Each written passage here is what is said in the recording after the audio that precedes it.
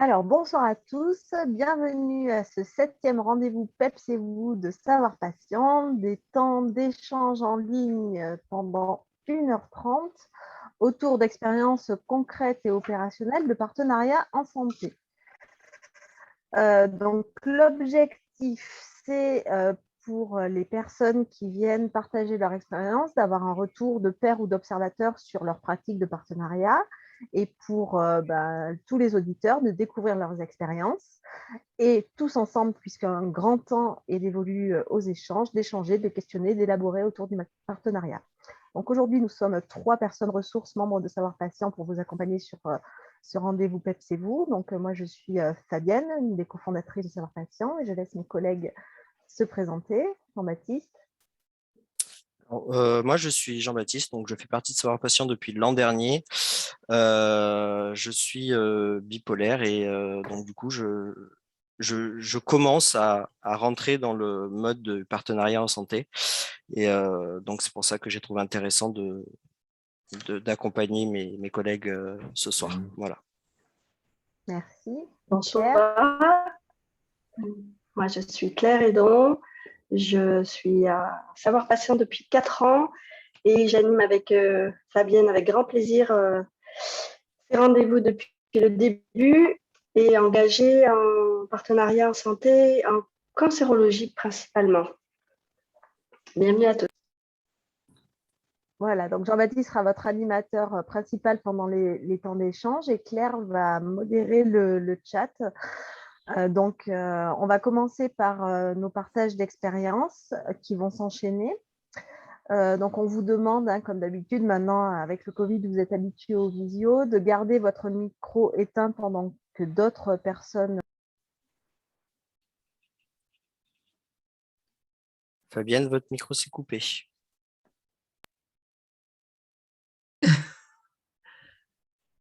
Ton micro est coupé, Fabienne. Ouais. C'est ma faute. Bonsoir. Bonsoir à tous. Alors, il y a un autre qui me fait des blagues, qui désactive mon micro. C'est moi, désolée. Alors, le fonctionnement des rendez-vous PEP, c'est qu'on commence par les 3 partages d'expérience. Et ensuite, on laisse beaucoup de place aux échanges, aux questions, réponses et élaborations. Donc, on vous demande de bien vouloir couper le micro pendant les interventions des autres personnes. Pour ne pas oublier vos questions, si vous en avez, n'hésitez pas à les poser dans le chat, ou alors si vous n'avez pas envie de prendre la parole, vous pouvez le faire par écrit. Et une fois qu'on sera dans le temps d'échange, quand Jean-Baptiste animera les tours de parole, il vous suffira de lever une main virtuelle pour que la parole vous soit passée. On vous demande de bien vouloir vous présenter en quelques mots pour savoir qui parle. Donc, la séance est enregistrée, c'est mis ensuite en replay sur le site de Savoir Patient. Du coup, vous le savez, et donc vous pouvez l'accepter, ou si vous ne le souhaitez pas, vous pouvez rester éteint. Donc, aujourd'hui, on a choisi pour thème l'intervention en partenariat en santé mentale. C'est un domaine qu'on n'avait pas encore exploré. Et on a la chance d'accueillir 3 personnes qui vont se présenter et partager leur expérience. Donc, Dominique Defis, qui est proche aidante, Stéphane Murat, qui est père aidant en médiateur santé-père, et Virginie Marchal-Dumas, qui va nous rejoindre en cours de route, qui va arriver un peu plus tard, également MSP. Du coup, je vais m'auto-couper le micro et laisser la parole à Dominique. Bienvenue Dominique et merci.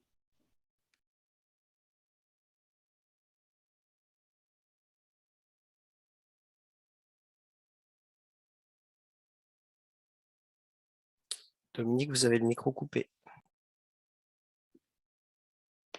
Est-ce que vous m'entendez? Oui. D'accord. Donc, je suis Dominique Defis, la maman d'un jeune homme qui s'appelle Guillaume et qui est atteint de schizophrénie.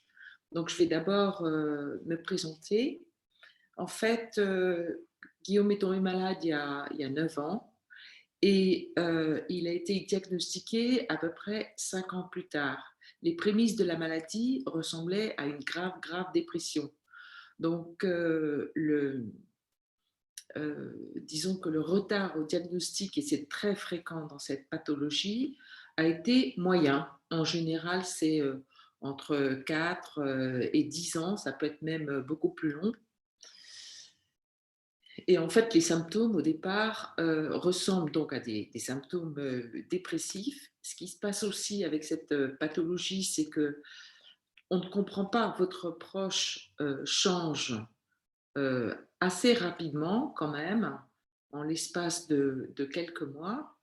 Et chacun des symptômes peut s'apparenter à, par exemple, une crise de croissance, à un grand ennui devant la vie, etc. Et donc, il y a plusieurs stades pour les proches.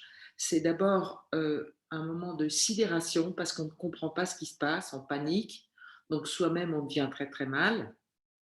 Ensuite, on cherche des personnes ressources, en particulier un psychiatre ou un médecin, pour pouvoir avoir, avant même le diagnostic, ne serait-ce que des soins adaptés.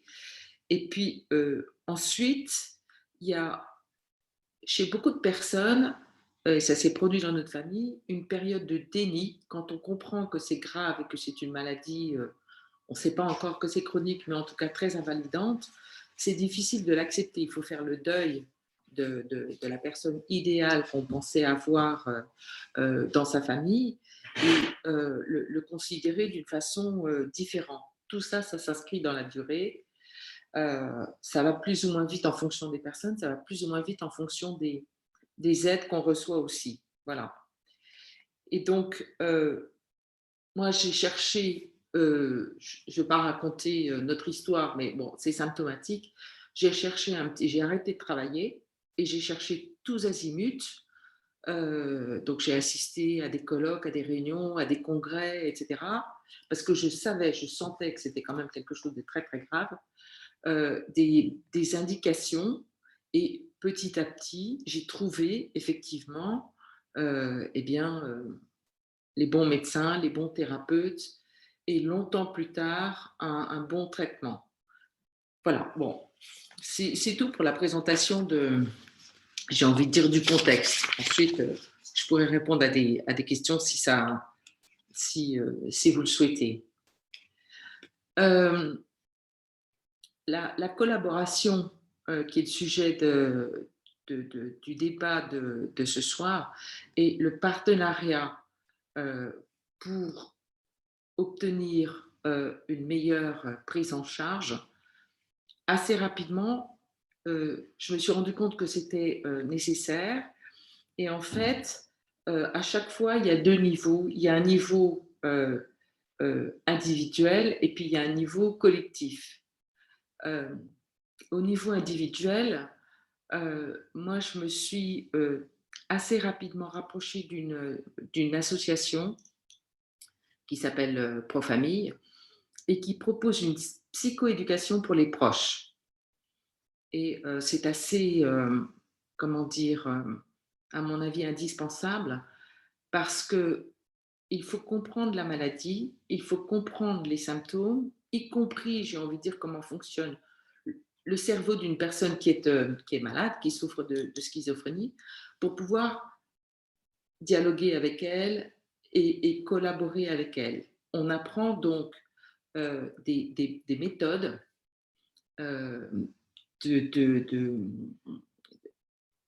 pour parler, si vous voulez, et puis aussi pour se protéger, non pas parce que la personne est dangereuse, hein, pas du tout, mais parce que sinon, c'est sans fin. On se détruit à force de s'occuper de son proche malade.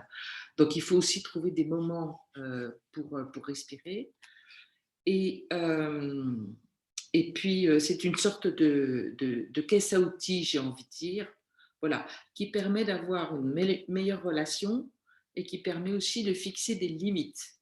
Par exemple, voilà, pas mettre de la musique en plein milieu de la nuit parce que sinon, plus personne de la famille ne peut dormir. Enfin, c'est un exemple parmi beaucoup d'autres.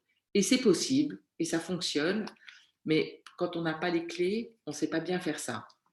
Donc, ensuite, j'ai souhaité, une fois que j'ai acquis, j'ai envie de dire, ces connaissances, en faire profiter d'autres personnes qui étaient dans le même cas que nous et qui étaient en panique et qui n'avaient pas de ressources. Donc, je me suis impliquée dans l'association qui s'appelle Promesse, dans laquelle je suis très investie aujourd'hui, et qui prône, premièrement, la psychoéducation des proches, deuxièmement, l'alliance thérapeutique, ce qui est très, très important dans les maladies psychiques, c'est-à-dire entre la famille, le corps médical et le patient, qui doit revenir au centre j'ai envie de dire, du dispositif, là.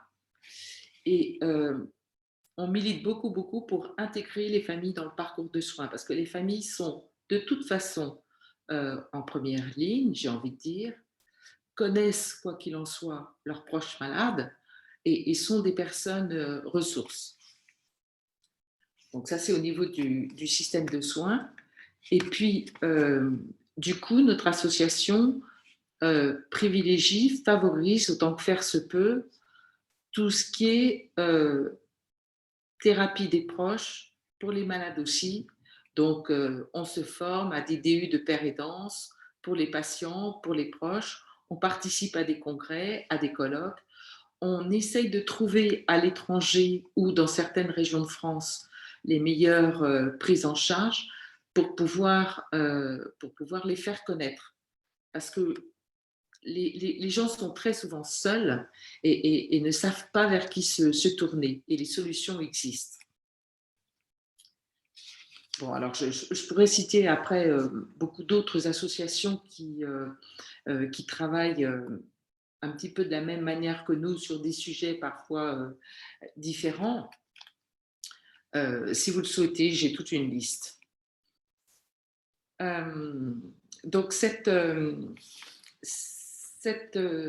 collaboration, elle se heurte à des freins qu'on constate quotidiennement, j'ai envie de dire, de la part des professionnels de santé. Alors, mon propos n'est pas de critiquer le système de soins en France. Bon, on a la chance d'avoir une prise en charge, j'ai envie de dire, financière, avec l'âge, l'allocation adulte handicapé qui n'existe pas dans tous les pays. Il y a des avantages, il y a des inconvénients. Mais tout de même, par rapport à plein d'autres pays, en France, il y a des habitudes en psychiatrie qui sont installées et qu'il est très, très difficile de faire bouger. Il y a beaucoup de personnes qui ne connaissent pas la maladie dans sa spécificité, sachant qu'en plus, c'est ce qu'on appelle un syndrome. Donc, c'est un ensemble de symptômes et toutes les personnes affectées d'une maladie psychique, en l'occurrence la schizophrénie, n'ont pas exactement les mêmes symptômes. Il y a des symptômes productifs, il y a des symptômes négatifs, et ce ne sont pas les mêmes pour tous les malades, pour tous les patients. Voilà. On se heurte aussi à une très grande stigmatisation qui est, je crois, que le propre de toutes les maladies chroniques, mais la schizophrénie en particulier, ça véhicule des idées fausses, préconçues, qu'il est très, très difficile de changer dans l'imaginaire collectif des gens, y compris dans les familles, y compris dans les malades. C'est-à-dire que les patients sont victimes d'auto-stigmatisation. Quand ils connaissent le diagnostic, ils sont absolument effarés, ils ne veulent pas l'admettre. Alors, j'imagine que quand on vous annonce un diagnostic de cancer, forcément, c'est pas drôle non plus. Mais par rapport à d'autres maladies, je pense que la schizophrénie, c'est vraiment à la fois honteux et puis terrifiant, vraiment quelque chose de terrifiant. Les médecins sont stigmatisés par rapport, les psychiatres, par rapport à d'autres spécialités en médecine, ce qui fait que les comorbidités qui vont de pair avec la maladie ne sont pas forcément prises en charge. On se dit on va soigner la schizophrénie, puis le reste, c'est pas très grave, le diabète, etc. Donc c'est quand même grave. Et puis, j'ai envie de dire, on se heurte à l'incompréhension des proches, des amis. Voilà, ça fait le vide, vraiment. Dominique, je veux pas vous couper, il vous reste moins d'une minute 30 du coup. Pardon, je ne me rends pas compte. Vous avez raison de me le dire.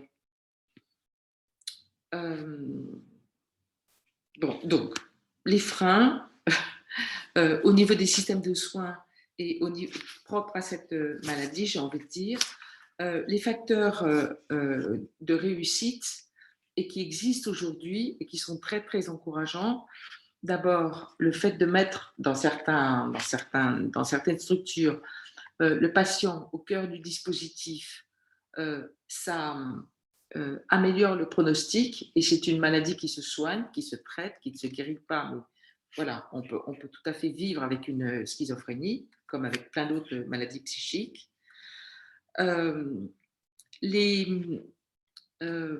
Les pouvoirs publics en ce moment sont vraiment en train de réfléchir à une prise en charge plus adaptée, tout simplement parce que il y a un levier financier qui est très très important.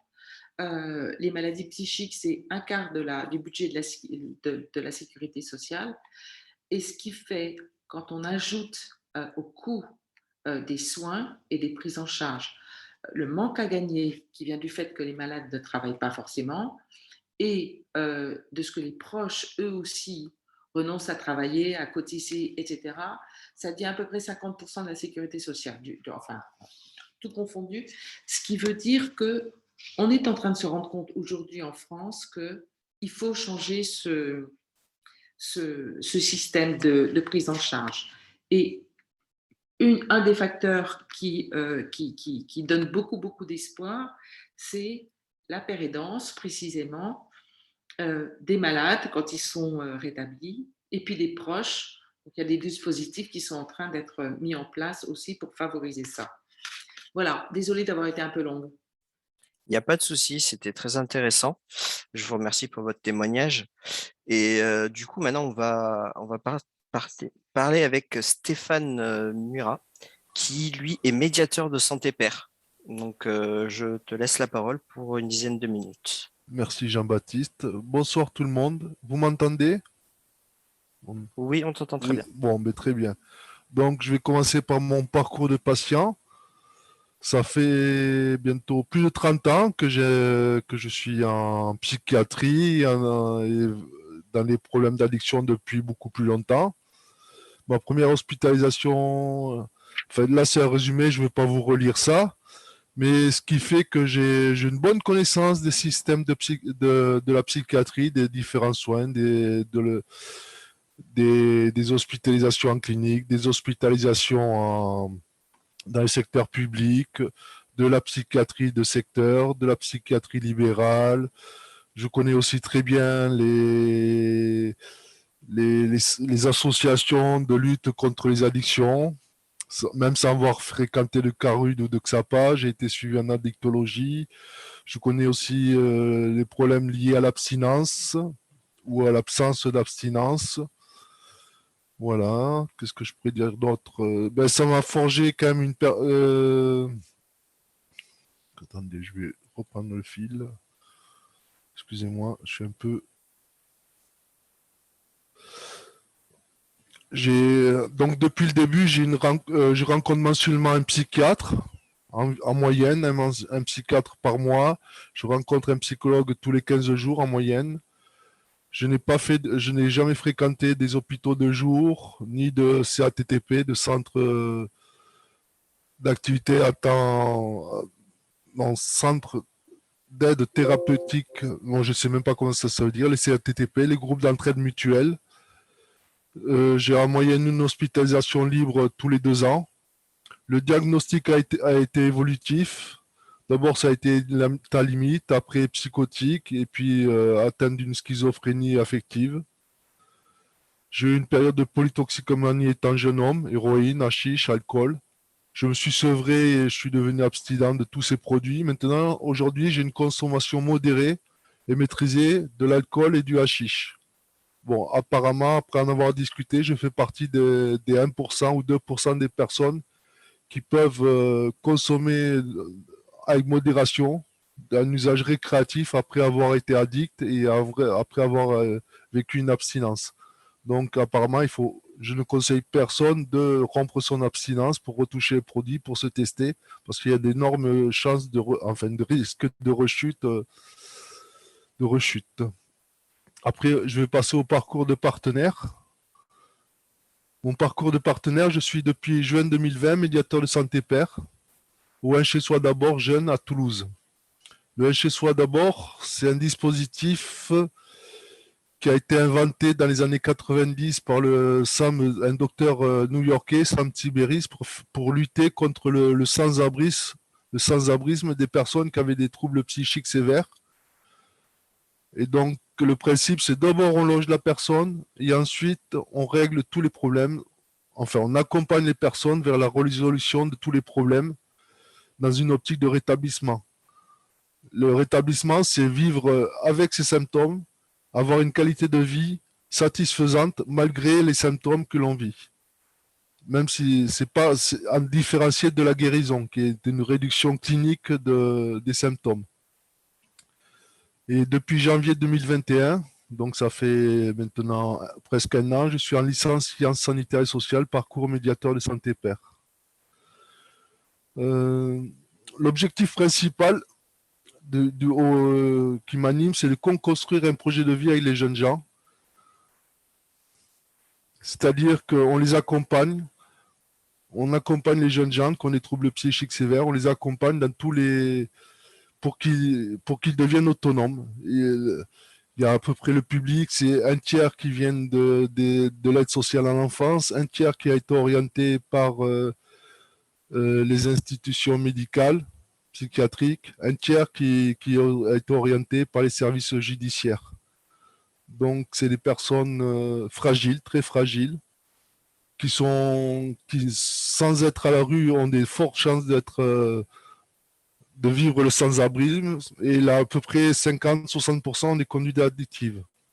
Donc, je peux mettre à leur service mes savoirs expérientiels, nés de l'usage de la psychiatrie, nés de différentes phases, comme décrivait très bien mon interlocutrice précédente, les symptômes positifs qui sont les délires, les hallucinations, les symptômes négatifs qui sont les dépressions, le repli sur soi, et aussi les symptômes cognitifs, défaut de concentration, perte de mémoire, voilà. Mais je vais m'attarder plus longtemps peut-être sur la troisième diapo, qui sont les freins et les leviers. Si vous voulez, voilà, avec la transition. Les freins sont très liés aux symptômes négatifs. La dépression, le repli sur soi. Il y a être stigmatisé par la société, parce qu'effectivement, les troubles psychiques sévères, les schizophrénies, les bipolarités, c'est les fous, c'est les êtres dangereux, c'est véhiculé par les médias. Dès qu'il y a une agression par une personne psychiatrisée, c'est mis en exergue dans les médias. Les films véhiculent aussi beaucoup d'images fausses. Et ça crée chez la personne une autostigmatisation. Elle se dénigre, elle perd l'estime de soi, elle perd la confiance en soi. Ce qui a conséquent, ça rajoute aux symptômes négatifs qui est déjà d'être le repli sur soi. La dépression, ça rend la personne très isolée. Et en étant isolée, elle devient très précaire parce que 80% des personnes ayant des troubles psychiques ne travaillent pas. Il y a effectivement peut-être une part du trouble qui fait que la personne n'est pas en capacité de travailler, mais il y a aussi un manque de bienveillance de la part de la société pour permettre aux personnes, à mes pairs, de travailler. Donc nous, on travaille sur les leviers, c'est le rétablissement, l'empowerment, comme disait l'interlocutrice précédente de promesses. Le rétablissement, je vous ai rapidement dit ce que c'était. L'empowerment, c'est reprendre le pouvoir sur sa vie. Donc pour ça, nous travaillons vraiment construire un réseau. construire un réseau, c'est-à-dire travaillons chez Soi d'abord en équipe pluridisciplinaire. Il y a un psychiatre, un addictologue, des travailleurs, assistants sociaux, infirmiers, mais nous ne substituons pas à toutes les personnes, tous les partenaires institutionnels qui existent, les CMP, les psychiatres libéraux, les assistantes sociales dans la maison départementale de la solidarité, les centres médico-sociaux.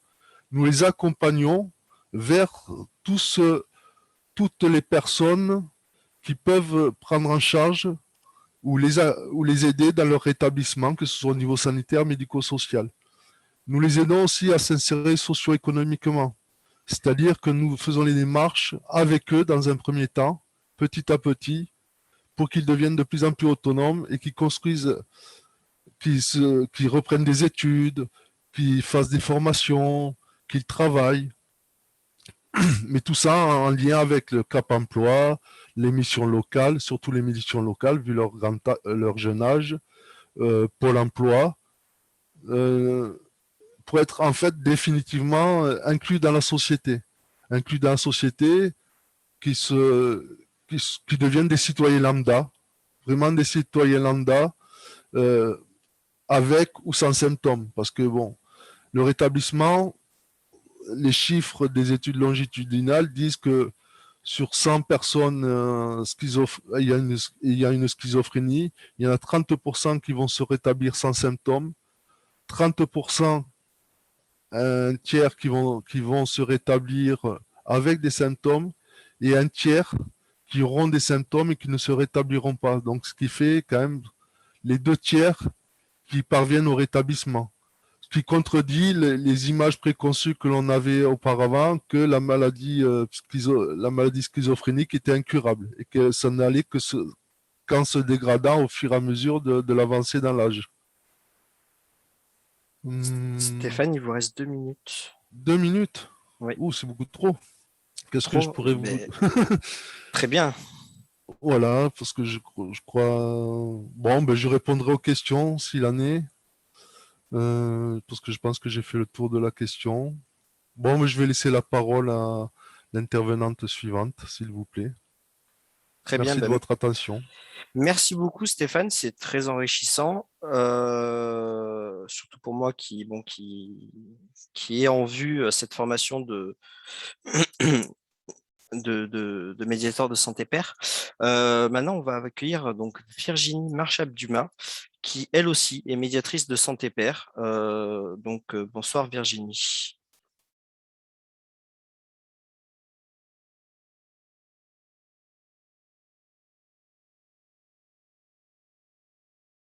Votre micro est coupé, Virginie. Voilà, vous m'entendez? Oui, tout à fait. Voilà, alors par contre, j'ai juste un petit souci avec Zoom, je ne sais pas pourquoi. Attendez, je vais le mettre en 1. Bon, peu importe. Donc, oui, effectivement, donc, je me présente, je suis Virginie Marchap. Donc, effectivement, j'ai fait la formation de médiation de santé pair 2018-2019. J'ai exercé pour cela durant 1 an et demi. Et en fait, j'ai arrêté pour faire maintenant complètement autre chose parce que je me suis aperçue que dans le métier, il avait ses limites. C'est-à-dire que malheureusement, on n'est pas en mesure à l'heure actuelle de pouvoir garantir un accompagnement réel dans les équipes. Alors, je parle que du médical, pas du médico-social, parce que dans le médico-social, c'est beaucoup plus simple. Mais au niveau du médical purement, on n'est pas vraiment pris, je dirais, au sérieux, ou du moins, on n'a pas de place vraiment prédéfinie.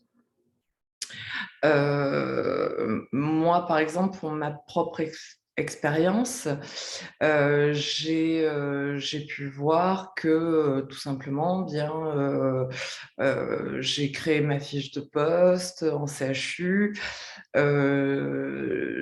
J'étais un électron un petit peu libre là-dedans. J'assurais un suivi patient, enfin usager, en addictologie notamment, puis ensuite en réhabilitation schizophrénie. Mais un petit peu comme un cheveu sur la soupe, c'est-à-dire sans avoir les capacités d'un médecin, et en même temps en me demandant un travail à la fois d'accompagnement, pas forcément de témoignage, parce qu'en CHU, c'est pas vraiment ce que l'on attend, enfin, du moins, c'est pas ce que l'on attendait de moi dans mon service. Ce que l'on attendait, c'était réellement que j'assure du suivi patient. Donc, je faisais des entretiens, en fait, médecins. Donc, les médecins, grosso modo, voyaient les patients une fois par mois ou une fois tous les 2 mois. Et moi, je les voyais 2, 3, 4 fois entre-temps. Donc, bon, c'était une expérience très enrichissante. Ce que je regrette, c'est que le métier ne soit pas valorisé à sa juste valeur, parce que c'est quand même une licence 3. Donc, ça mériterait un salaire au moins égal aux infirmiers, ce qui n'est pas forcément toujours le cas, tout d'abord. Ensuite, je me suis aperçue des dysfonctionnements dans l'administration hospitalière, justement.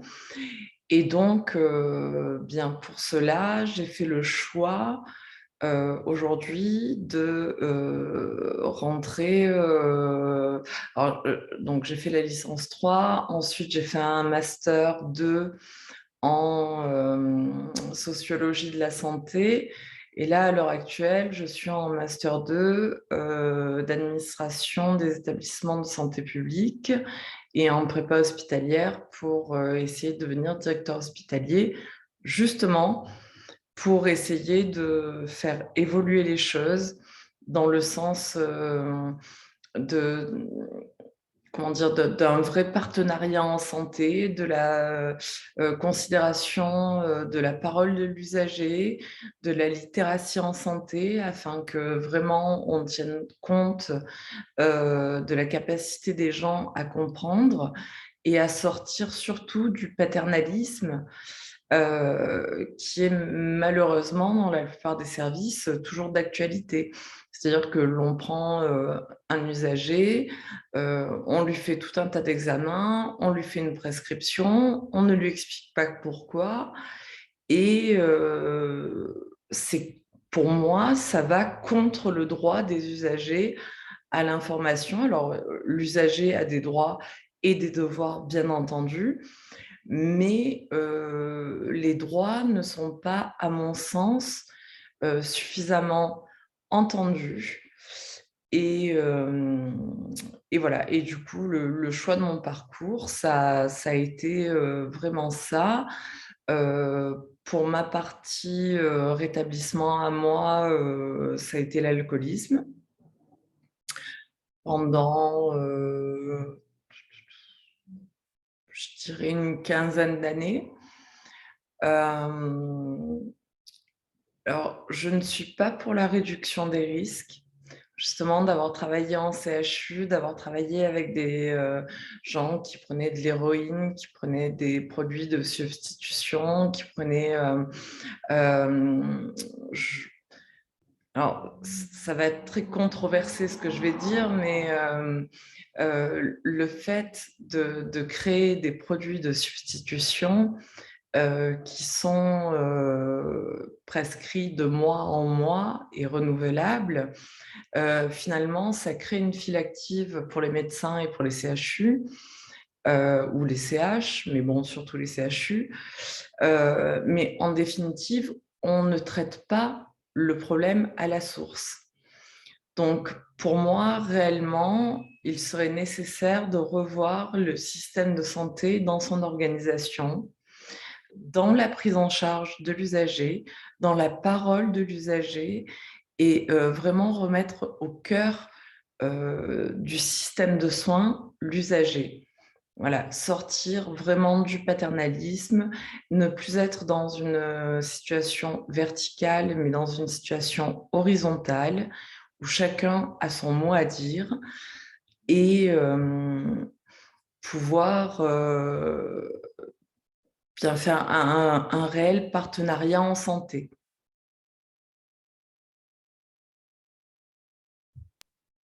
Très bien, merci beaucoup Virginie. Si vous voulez rajouter quelque chose, il vous reste 3 minutes. Bien, écoutez, moi je conseille à toutes les personnes qui s'engagent dans le même parcours que moi, comme le monsieur avant moi, bien de poursuivre, parce que médiateur de santé pair, ce n'est pas un métier que l'on peut effectuer toute sa vie.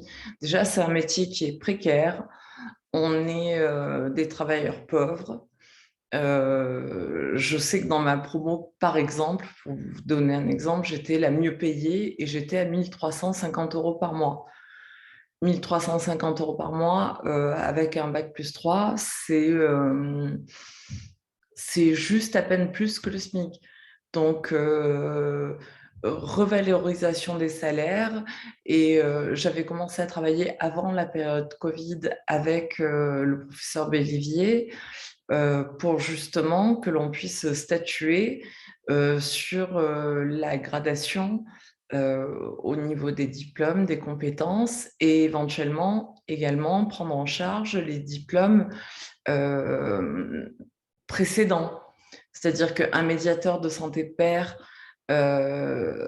qui arrive avec une VAP, c'est une chose, mais un médiateur de santé pair qui, après un parcours perso de rétablissement, arrive avec un bagage supplémentaire, c'est une plus-value, et ce sont des choses à évaluer. Et à mon avis, nous sommes loin pour l'instant il y a toute une fiche de poste à créer et tout à mettre en place. Voilà. Très bien, merci beaucoup Virginie pour votre témoignage. On va passer aux questions. Donc, dans le chat, si jamais vous avez des questions, n'hésitez pas à lever la main ou bien à écrire vos questions dans le chat. Pour l'instant, je vois qu'il n'y a pas grand monde. Du coup, je vais poser moi-même des questions. Ah si, il y a Fosia qui va poser une question. Je t'en prie, Fosia. Merci. Alors, je vais peut-être me présenter. Je m'appelle Faouzia. Je suis à Montpellier. Je suis patiente partenaire.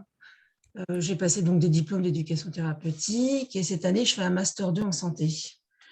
Et je fais de la co-animation, j'interviens dans des programmes d'éducation thérapeutique et je fais aussi de l'enseignement. Je voulais poser une question à Virginie. Je n'avais pas tout à fait compris le parcours. Vous étiez auparavant infirmière ou Non, alors pas du tout. C'était ça, je comprends. Non. Alors en fait, donc moi j'ai bientôt 41 ans. Pendant 13 ans, j'ai été chef d'entreprise. Donc j'avais créé ma société, et clairement, c'est ce qui m'a fait un peu, on va dire, décompenser, parce que c'est une TPE. Et la gestion du personnel, alors quand on est dans un gros centre, où les gens ne sont malheureusement que des numéros, c'est une chose. Mais quand on est une TPE et que nous avons comment dire, des relations privilégiées, particulières avec le personnel, eh bien, quand ça se passe mal, bon, j'ai eu la chance de jamais avoir de procès, ni de maltraitance, ni quoi que ce soit, mais ça m'a vraiment affectée profondément dans mes valeurs, je pense que la maladie addictive est une maladie d'amour, une maladie des valeurs aussi, quand le monde, entre guillemets, je mets bien des guillemets, va contre ces valeurs, eh bien, effectivement, on a tendance à glisser. Donc, moi, j'ai glissé d'abord vers une dépression. L'alcoolisme en faisait partie. Je me suis fait soigner. Et donc, du coup, voilà. Donc, du coup, après, j'ai repris des études en faisant... Enfin, j'ai vendu ma boîte. J'ai fait un DU addiction à Paris. J'ai fait le DU partenariat patient-soignant de Montpellier.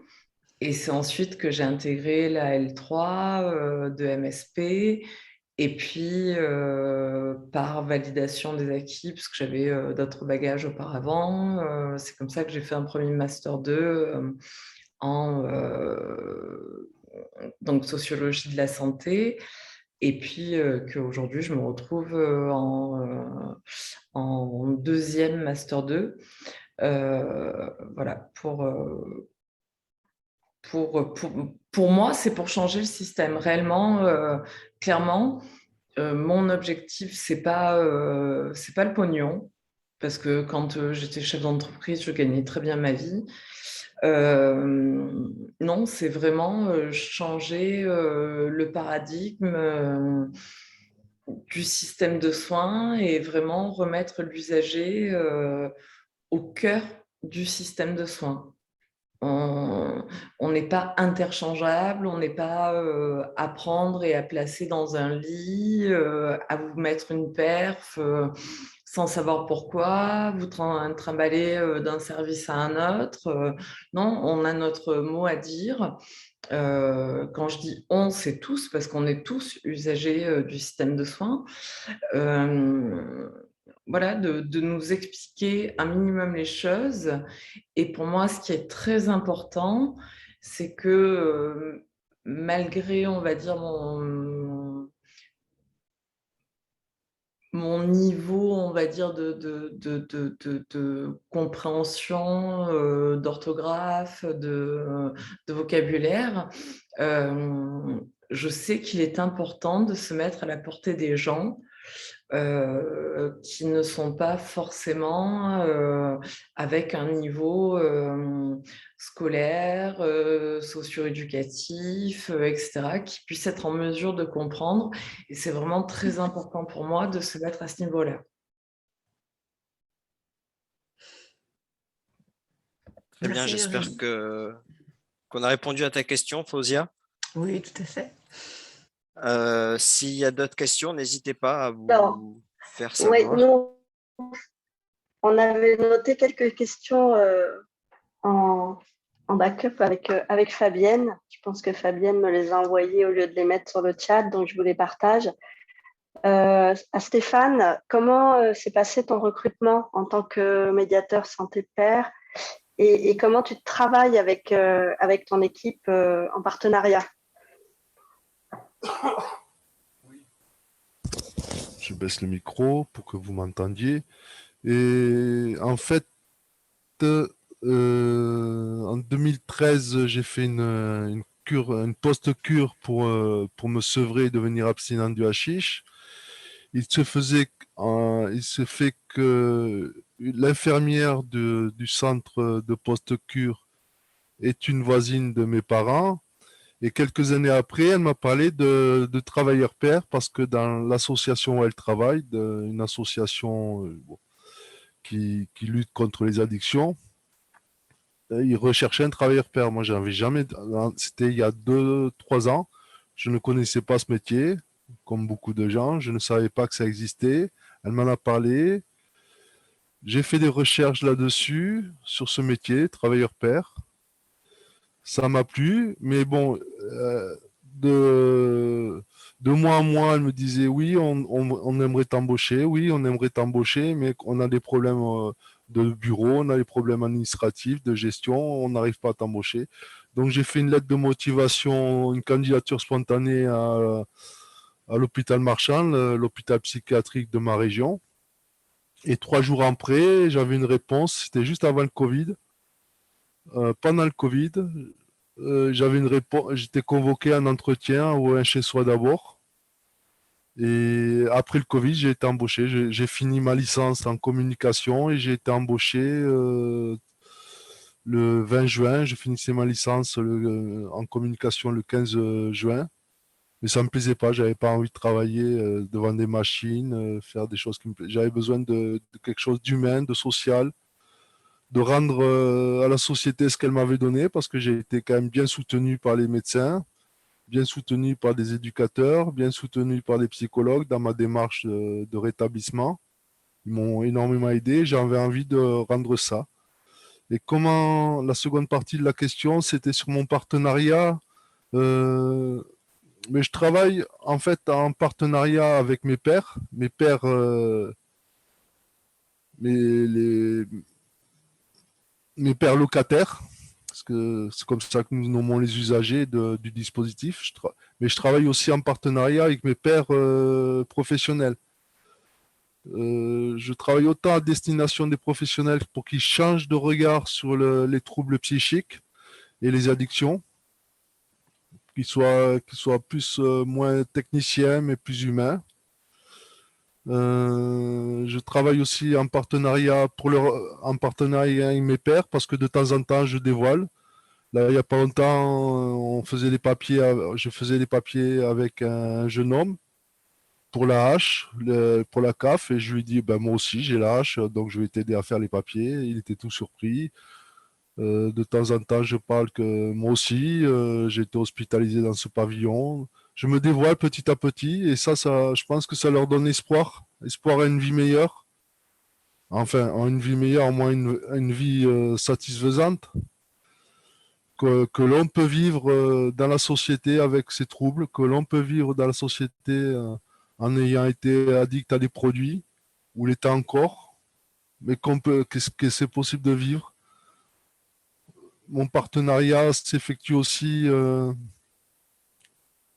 mais il est multiforme parce que nous, on travaille en binôme toujours. On travaille toujours en binôme, chez soi d'abord, et c'est pluridisciplinaire. Donc, je peux travailler autant avec un infirmier un jour qu'avec un EduxP l'autre jour.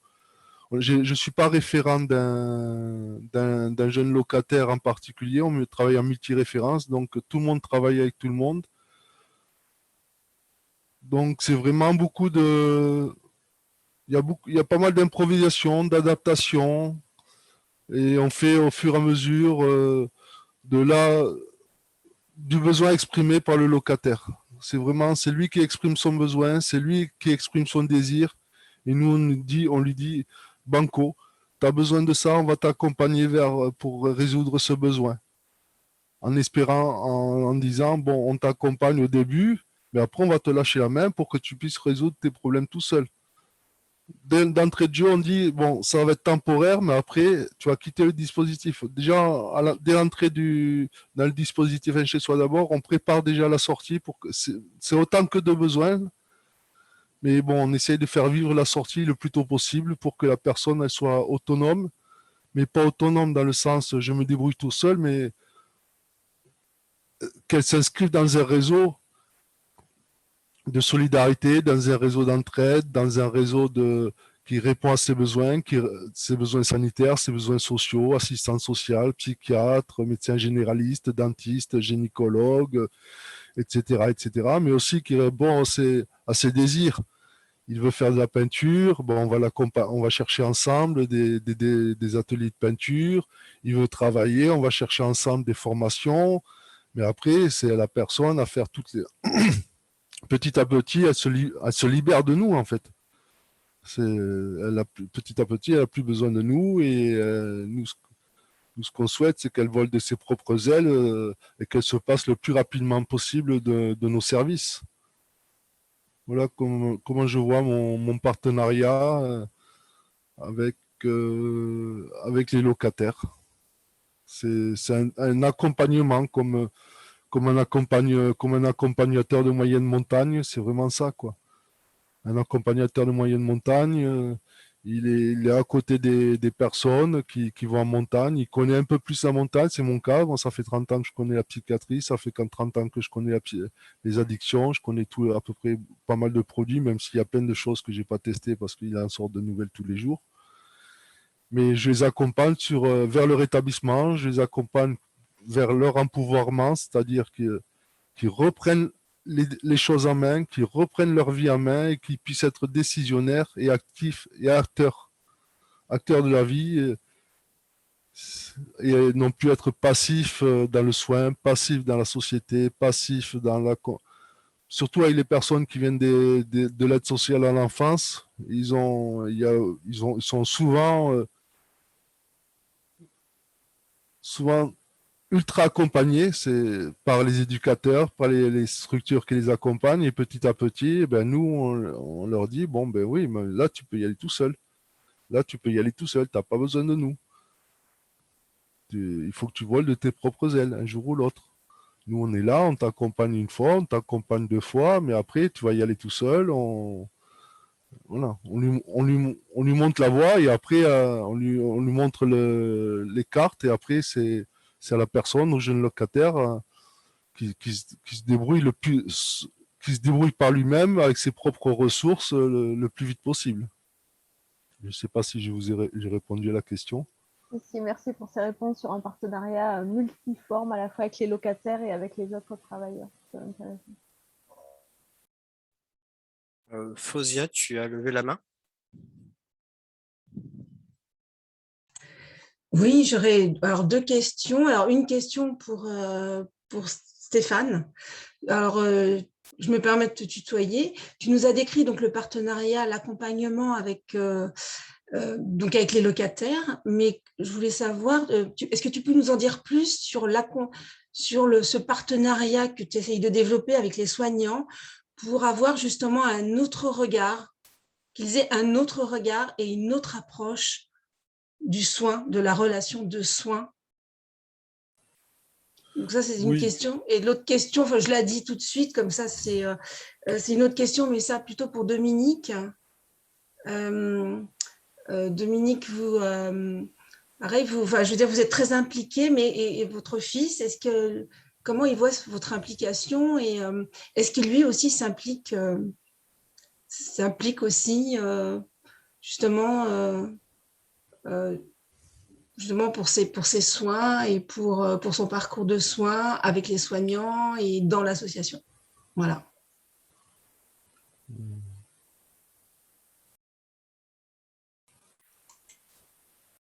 Vas-y, Stéphane.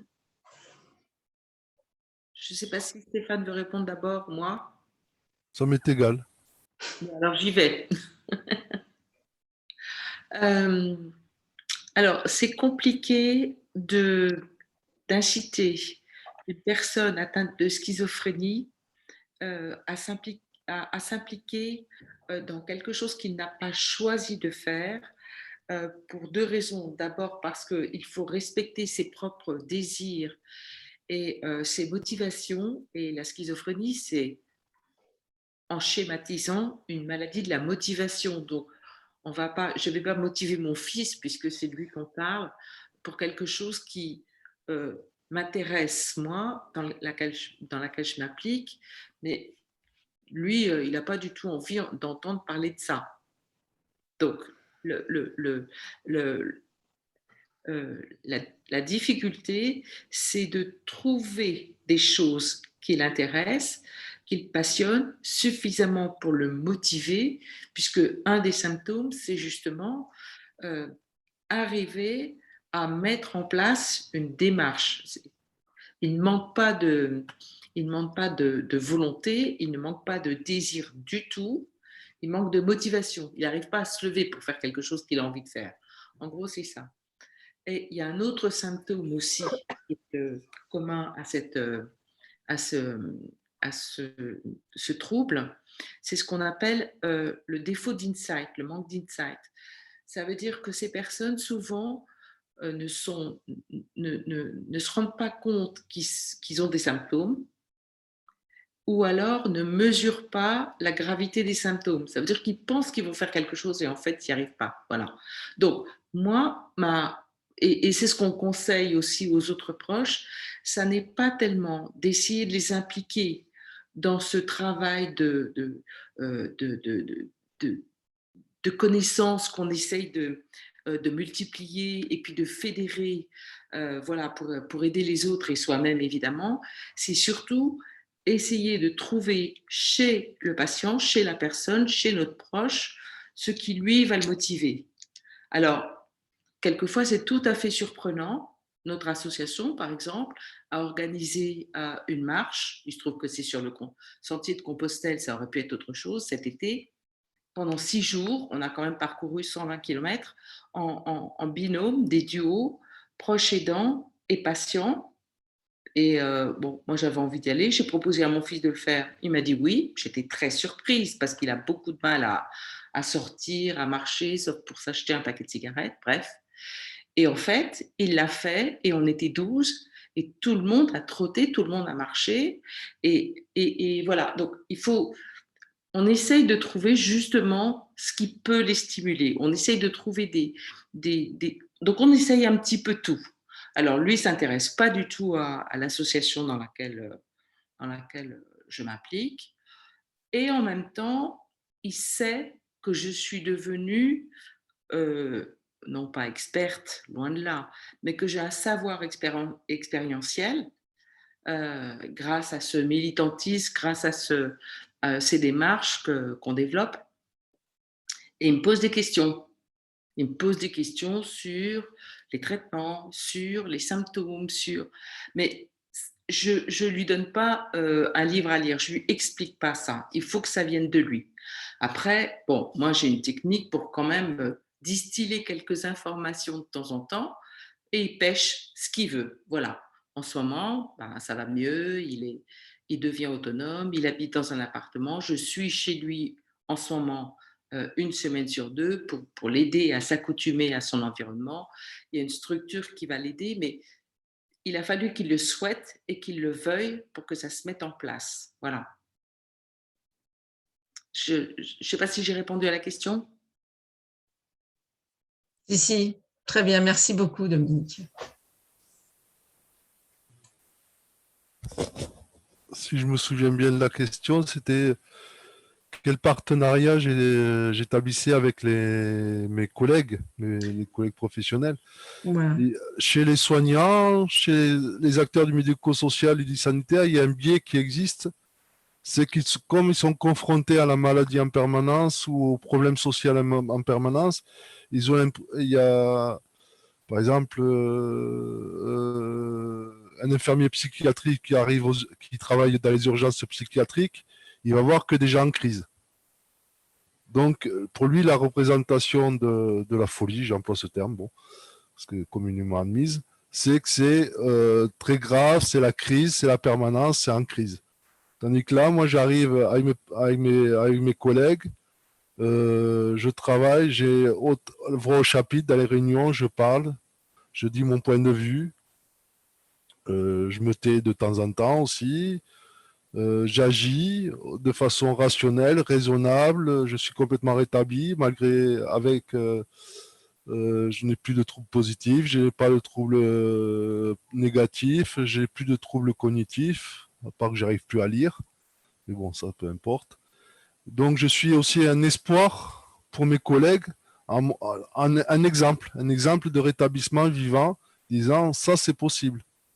Ils voient en moi un exemple positif d'une personne qui est diagnostiquée schizophrénie affective, qui a été héroïnomane, qui a été alcoolique, qui a été hachishine, mais maintenant qui vit dans la société, qui est complètement inclus, qui est marié, qui a des loisirs, qui a une vie professionnelle, qui raisonne, qui rationalise, qui n'est pas dans le délire, qui n'est pas dans la dépression, qui n'est pas dans l'addiction. Donc, ça donne autant espoir à mes collègues et ça déconstruit leurs idées, professionnelles. C'est-à-dire que, comme je disais à tous, le travailleur social qui travaille dans un ASE, il est confronté dans une structure pour les enfants ou les jeunes adolescents, il va être confronté en permanence à des personnes avec des caractères difficiles, à des personnes. Donc, quelque part en eux est ancrée l'idée d'incurabilité. Que c'est comme ça va pas s'arranger, c'est pas possible parce que jour après jour, année après année, et donc je récupère mes collègues qui sont passés par ces services et ils se disent ah mais non mais moi je croyais pas que ils me disent il y en a certains ils me disaient ah je croyais pas que c'était possible, je pensais pas que c'était possible et si ça a marché pour moi. Bon, j'ai mis 30 ans à me rétablir, mais bon, les jeunes de 18 ans, 20 ans, eh ben, comme ça, ils se disent, ben, pour eux, ça va être possible aussi, quoi. Comme Stéphane, tout simplement. Merci beaucoup. Avec plaisir.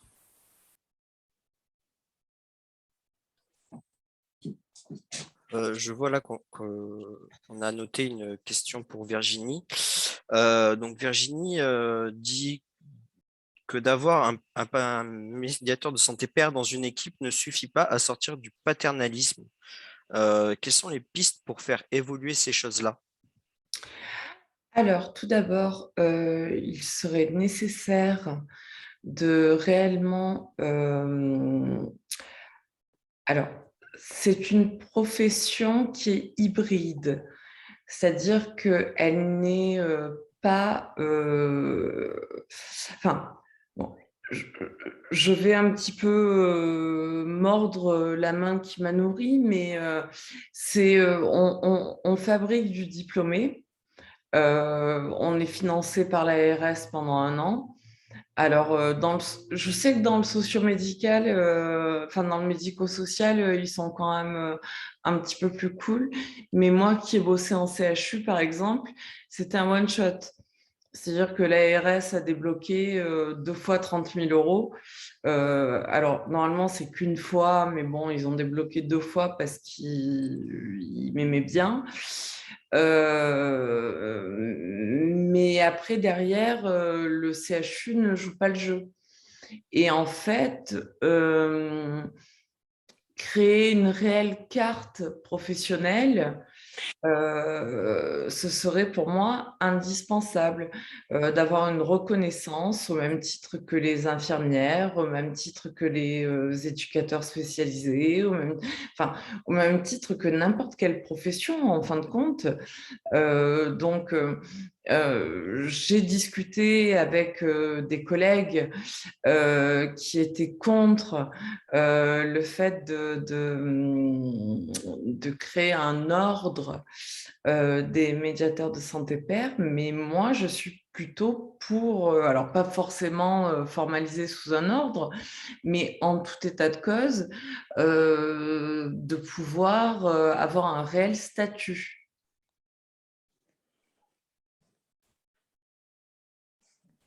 Oui, en effet. Du coup, si je me peux me permettre que j'avais posé cette question, donc une des pistes au départ, c'était voilà, pour faire évoluer les relations dans le partenariat de soins individuels du paternalisme vers le projet de vie au centre de la relation de soins et une meilleure autonomie des personnes et tout ça. Donc, il y a le rôle du médiateur santé-pair qui a été bien, je pense, décrit, identifié avec la question du statut. Est-ce que le parcours que tu as eu, Virginie, a pu te faire aussi imaginer d'autres pistes?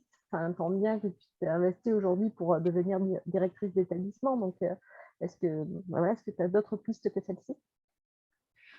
Oui, bien sûr. Alors, moi, je fais de l'enseignement. Je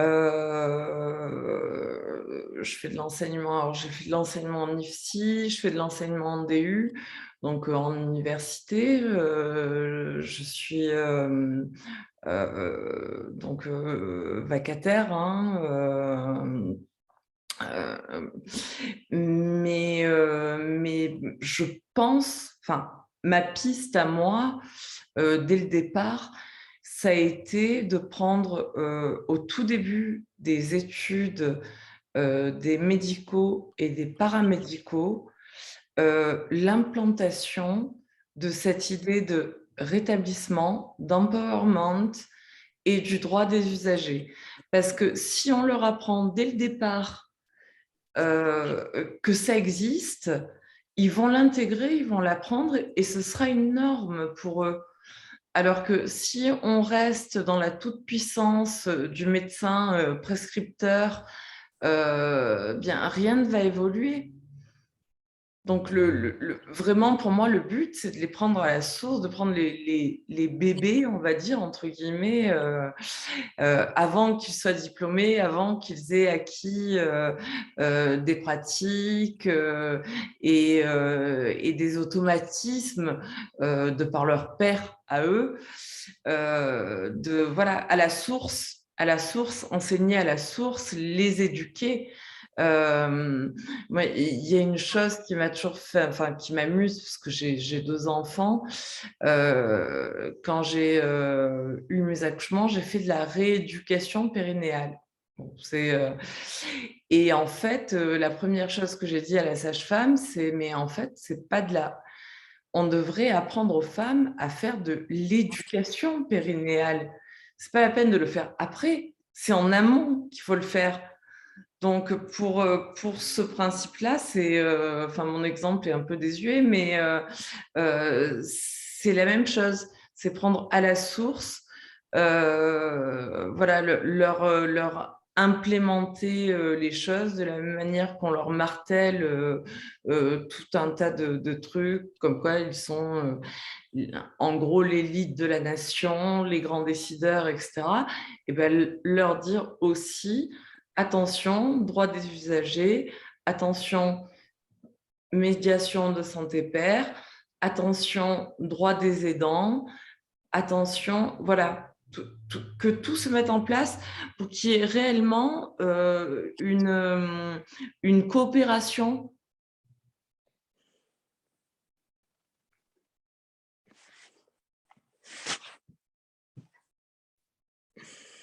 Merci. Et donc, dans l'enseignement des professionnels de santé, voire même dans l'éducation à la santé, dans l'éducation nationale.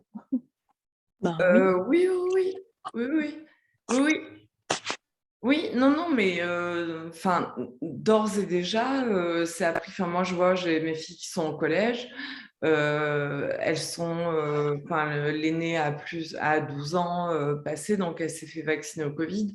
Ils sont hyper sensibilisés et je trouve que l'éducation nationale, pour le coup, du moins dans le collège où sont mes filles, est vachement plus en avance que l'université. Donc oui, prendre... Non, c'est super important pour les médicaux, pour les paramédicaux, de dialoguer, de communiquer, de faire connaître, voilà, d'apprendre. En fait, il faut leur apprendre, il faut leur expliquer, il faut leur mâcher le travail, ça va être long, c'est pas pour demain. Mais avec force et envie, ils finiront par l'intégrer. Oui, je vois que Dominique veut réagir.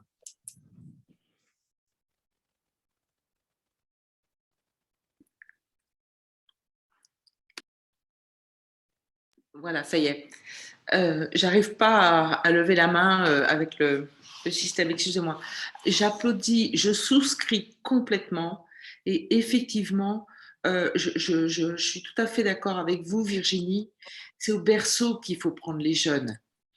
Parce que sinon, si on essaye de faire de la sensibilisation avec des gens de mon âge, hein, moi j'ai 60 ans passés, on est obligé de déconstruire, on est obligé d'expliquer que toutes les idées reçues, intégrées sont fausses et qu'en fait, les bonnes pratiques, l'alliance thérapeutique, l'éducation thérapeutique des parents, en fait, tout ce qu'on connaît, dont on sait que ça fonctionne parce que c'est prouvé, eh bien, on ne peut l'envisager, on peut envisager d'en parler qu'une fois qu'on a réussi à convaincre quelqu'un que toutes ces idées préconçues, toutes ces habitudes sont mauvaises, entre guillemets, et qu'il faut les réviser. Alors, c'est un boulot monstre, et puis en plus, j'ai envie de dire, le succès de l'entreprise n'est pas garanti du tout. Alors que lorsqu'on fait une campagne de sensibilisation, ça nous arrive assez régulièrement, il y en a une il n'y a pas longtemps à la fac de pharmacie de l'Université de Paris, où les étudiants en pharmacie nous ont demandé d'intervenir. On n'était pas les seuls, naturellement, il y a eu d'autres personnes. Ils sont complètement à l'écoute, ils entendent, ils comprennent et ils sont suffisamment vierges, j'ai envie de dire, et puis en plus pas parasités par des tas de soucis qu'on a quand on est marié, quand on a des dettes, quand on achète une maison à crédit, etc. Ils ont une ouverture d'esprit suffisante pour pouvoir entendre ce message-là, et c'est des graines qu'on plante, je crois, voilà, et qui ensuite essaiment parce qu'ils en discutent avec les amis, etc. Donc moi, je suis complètement de votre avis, vraiment.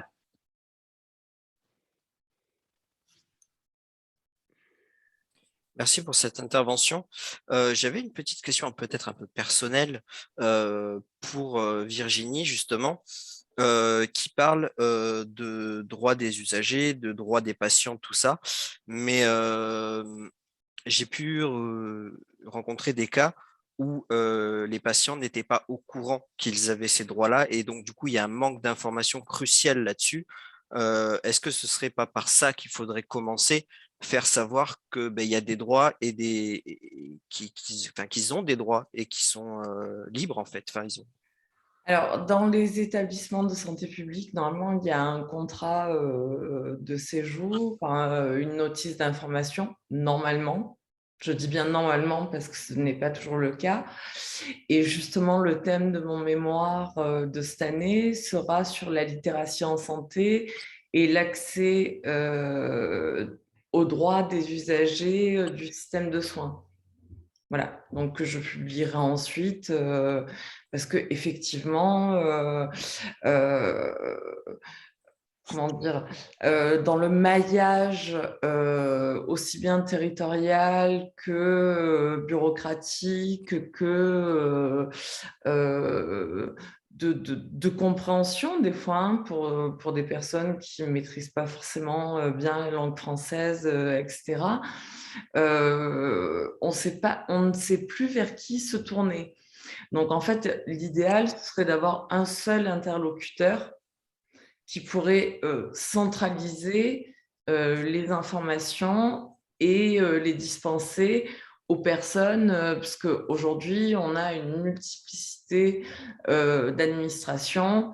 On tape à droite, on tape à gauche, on ne sait pas vraiment quel droit on a, quel droit on n'a pas.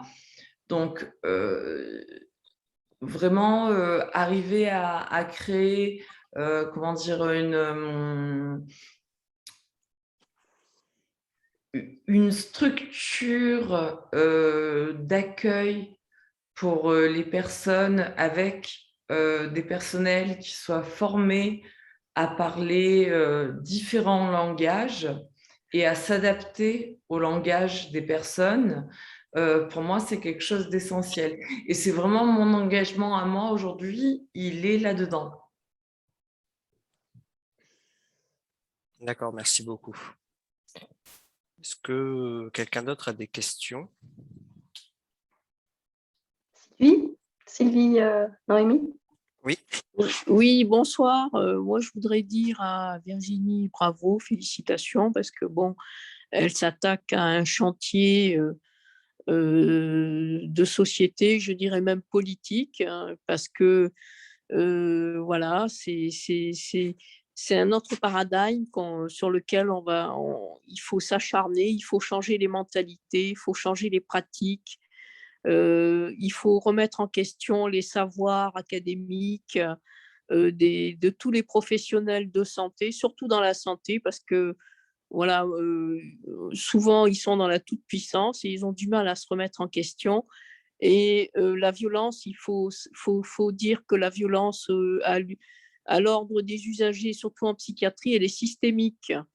Voilà, donc vous voyez, il y a du boulot. Voilà, moi je suis ancienne infirmière, je suis en ce moment une formation de père aidant et j'espère bien faire changer ce paradigme à mon niveau. Voilà.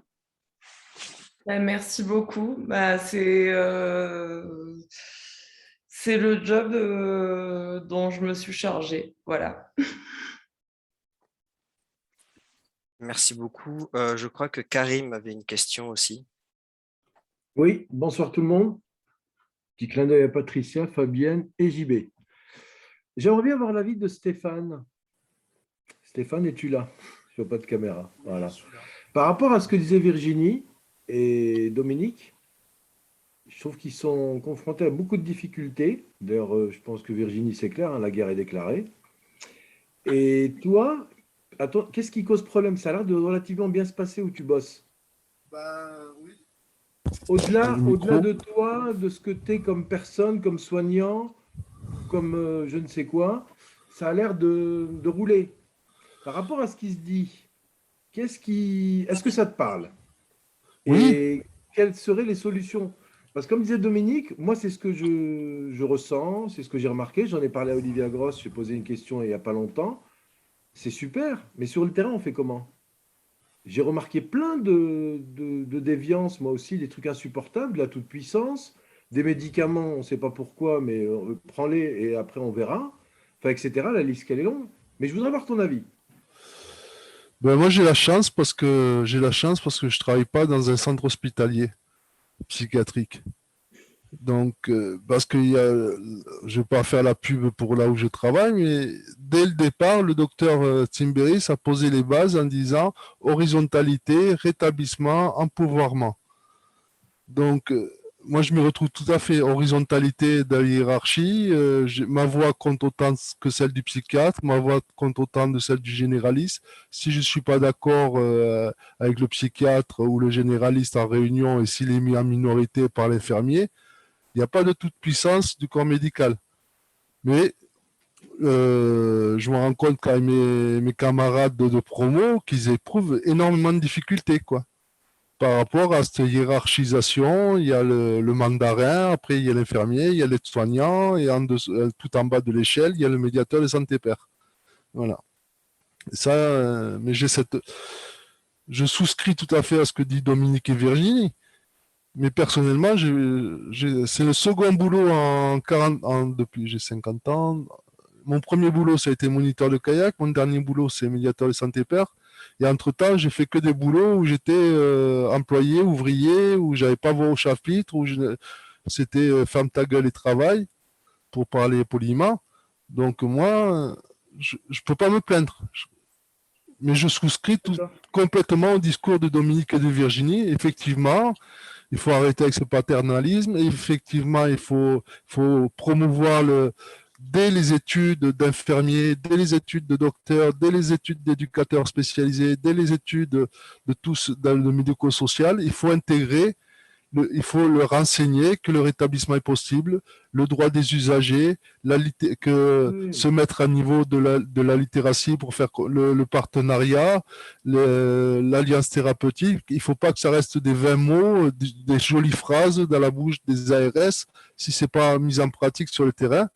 Et c'est des personnes comme Dominique, c'est des personnes comme Virginie, d'autres médiateurs de santé père qui, par leur exemple, par leur connaissance, par leur expérience, ça se fait petit à petit, les interventions dans les universités, les interventions dans les écoles d'infirmiers, des interventions dans les écoles d'éduc, ou des personnes, des médiateurs de santé père, des personnes concernées, des proches aidants, des pères aidants, viennent et témoignent. Et non pas seulement témoignent parce que bon, c'est bien joli de dire oui, j'ai fait ci, j'ai fait ça, je suis passé par-ci, mais analysent les problèmes, disent il y a des problèmes et nous, on a des solutions. J'ai réfléchi, ma position, c'est pas qu'un simple témoignage, j'ai réfléchi, l'expérience m'a appris que telle chose, ça se passe bien, ça se passe pas bien, et il faudrait changer les pratiques. Mais ça, je suis optimiste, c'est en voie, c'est en voie. Après, sur la question de Virginie de revalorisation des salaires, d'ordre des pères aidants, avant qu'on ait un code Rome à Pôle emploi, il va passer du temps parce si on est 150 médiateurs de santé père en France, on n'est pas assez nombreux encore. On n'est pas assez nombreux, mais ça va venir petit à petit. Ça se développe petit à petit. Il faut prendre le temps. Et surtout, je me rappelle le mot de Béatrice Stadel, la responsable du CCOMS, du centre de l'OMS qui a organisé la licence. Elle a dit la pérédance, on s'est d'abord attaqué à la psychiatrie, à la médecine, parce que c'est le milieu le plus difficile à changer. Une fois que la pérédance aura réussi à faire changer la psychiatrie, et bien après, ce sera plus facile pour les autres secteurs. Donc, il y a du pain sur la planche. Beaucoup de pain, mais il faut rester optimiste et être vaillant et petit à petit grignoter, faire de l'entrisme. Il faut entrer dans le système pour le changer de l'intérieur. Merci beaucoup pour cette intervention, Stéphane. On va donner la parole à Nolwenn, puis après on va devoir arrêter les échanges. C'est vraiment frustrant parce que justement on commence à peine à rentrer dans le vif du sujet. Après on donnera la parole aux trois intervenants pour le petit mot de la fin, mais de suite c'est Nolwenn qui va parler. Merci Jean-Baptiste. Donc voilà, bonsoir à tous. Je m'appelle Nolwenn et je suis patiente partenaire du coup. Donc c'est un débat qui m'intéresse beaucoup.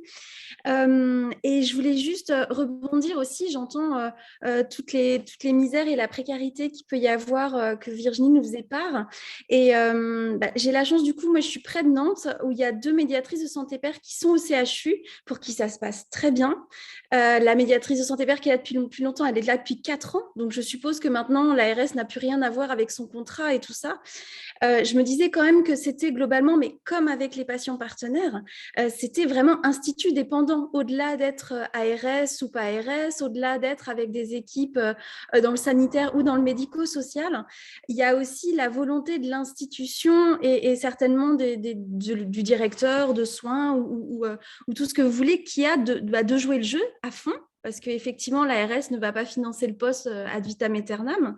Ce ne serait pas pérenne pour eux non plus. Donc, de se lancer, évidemment, et puis de pérenniser et de trouver, de donner la place à la personne qui l'intègre, quoi. Donc, je voulais juste mettre cette petite pierre en disant, j'entends que c'est difficile dans certains endroits, mais il y a quand même, on a entendu Stéphane, et puis là, j'avais, en tout cas au CHU de Nantes, ça se passe bien.